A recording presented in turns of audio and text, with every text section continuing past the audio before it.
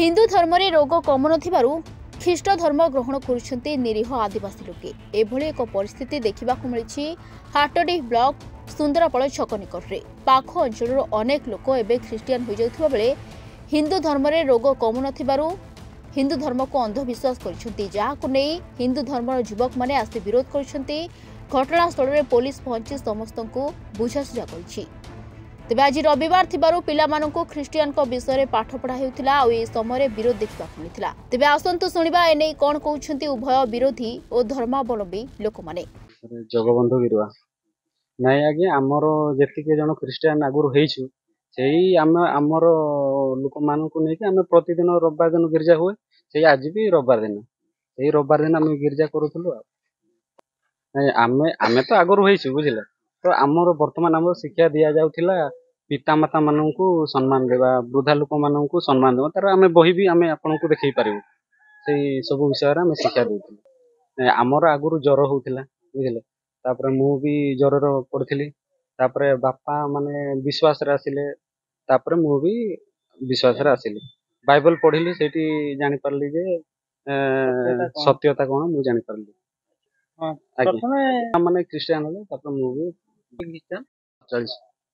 आमे आज सुंदरापाल स्थित जो पथरगदा साई रे एक नूतन चर्च तैयार चंती। एठिकार पथरगदार किछि ख्रिस्टियन भाई जो माने कन्वर्टेड ख्रिस्टियन से माने एठी लोकों को नानादी प्रलोभन देखे जेमिति कि तांकर देह खराब हेइतिले पानी छिंची देने भलो हेइ जिवो कि यीशु ख्रीष्ट को डाकिने से भलो हेइ जिवो, पाठ पढ़िया पई बाहरु पैसा आसीबो, घर करिया पई पैसा आसीबो। एई भली नानादी प्रलोभन देखे एठी निरीह आदिवासी माननकु हिंदूरु कन्वर्ट कर सारलेनी। शताधिक परिवार को कन्वर्ट कर सारलेनी ख्रिस्टियन को। बाहरु तो आसुचंती तांकर को सब मास्टर माने। तापर एठी लोकल ले भी बहुत लोक रही कि से मानको कन्वर्ट करूछन। आज पाखा पाखी एठी 70 रु 80 जन लोक तांकर शामिल थिले। चाहूछु आम एरिया रे आमे सब हिंदू भाई भाई भली चलुछु। हमर एठी से माने जो प्रलोभन देखाई कि ख्रिस्टियन को कन्वर्ट करछंती से जिंस न हो। एठी ए जो चर्च नुआ की बनेचंती ए चर्च एठू उठू एवं समस्त आमे हम जेमिति रहिछु भाई भाई भली सेमिति भाई भाई की चली।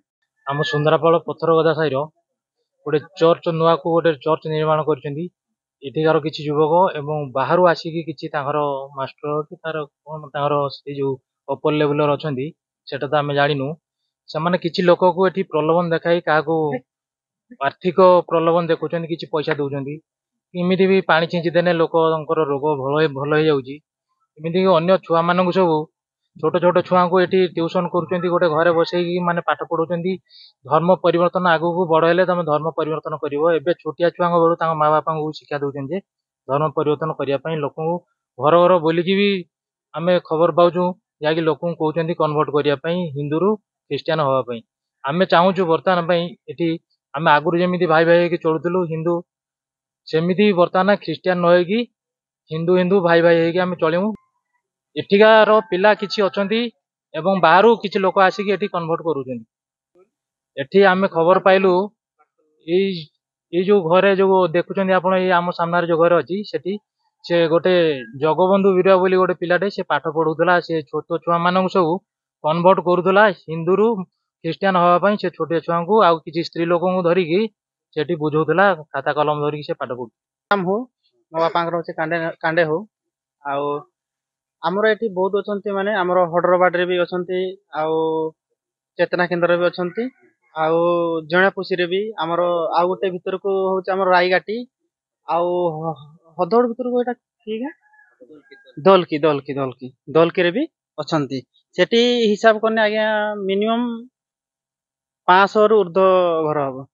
किछि लाभ नाही आज्ञा। ए जो हमर ख्रिस्टियन होवार कारण होची गुटे लोक तार जर रे पडिला, जर रे पडिकी से तार मने करला मोर हमर आदिवासींकर मूल कथा होची जेतेळे आम बुढ़ा आपा तांको आपा अमर रे से कोन कोंती ए जो मूर्ति एबे तो से ठाकुर मूर्ति कोसने सेतेळे हमर पत्थर काठ ये को पूजा करंती। आम आदिवासी रे होची सेया आउ जो आम उड़िया समाज रे हेने से मूर्ति को पूजा करंती। आम आदिवासी समाज ता होची एया। तापरे आमे जेतेळे सेया असुविधा देखिनो समस्या हला हमको छुआ पिला को दुनिया मेडिकल फेडिकल नै कि गनु किंतु जी हमको उदाहरण कि मिलला नै। लास्ट को आम मन कोन हला आमे सेठी गने बोधे हमको जीवन रो किछि मुक्ति पाइमु। सेही अनुजाई करकी आमे सेठू ଖ୍ରୀଷ୍ଟିଆନ ଧର୍ମକୁ ଆସିନୁ। ଖ୍ରୀଷ୍ଟିଆନ ପାଖକୁ ଯେତେ ଆସିନୁ, ଖ୍ରୀଷ୍ଟିଆନରେ ଆମେ ବିଶ୍ୱାସ କରୁନୁ, ମନ ପରିବର୍ତ୍ତନ କରୁନୁ, ସେଇଟା ଆମେ ଜାଣିପାରିଲୁ ଯେ ଏଠି କିଛି ପରିତାଣ ଅଛି ଯୋଉଟା ମିଳୁନି ଆଜ୍ଞା। ସେମିତି କିଛି ନାହିଁ, ଆମର କୌଣସି ନାହିଁ, ଆମର ସେମିତି ମିଳିଥିଲେ ଆଜ୍ଞା ଏଇ ଘର ଆମେ ଦେଖିଥାନ୍ତୁନି। ସେଇ ଜାଗାକୁ ନିଜେ ଯାଉଛୁ, ଆମ ପାଖକୁ କେହି ଆସୁନାହାନ୍ତି ଆଜ୍ଞା। ନିଜେ ଆମେ ଯାଉଛୁ ସେଇଠିକି, ନିଜେ ଆମେ ଏଠି ସରକାର ଲାଭ ମାନେ ଆମର ଯୋଉ ରାସନ କାର୍ଡ ଆଉ ଅନ୍ୟ କିଛି ଜିନିଷ ଯାହା ଆମର ସରକାର ସୁବିଧା ଦଉଛି ସେ ସବୁ ଆମକୁ ମିଳୁଛି।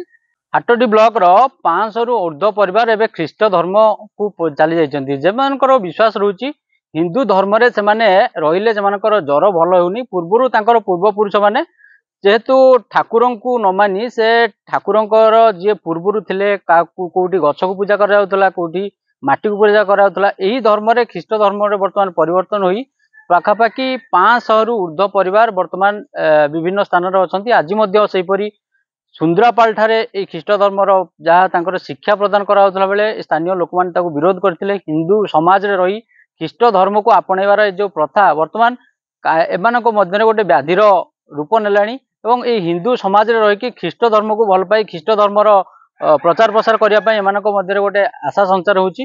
ତେଣୁ ଅପେକ୍ଷା ସରକାର ଏ ବାବଦରେ ବିଧିବଦ୍ଧ ବ୍ୟବସ୍ଥା କରନ୍ତୁ ଏବଂ ପୋଲିସ ପ୍ରଶାସନ କାହିଁକି ଏ ଧର୍ମକୁ ସେମାନେ ପରିବର୍ତ୍ତନ କରୁଛନ୍ତି ତାକୁ ଜାଣିବାର ଆବଶ୍ୟକତା ରହିଛି।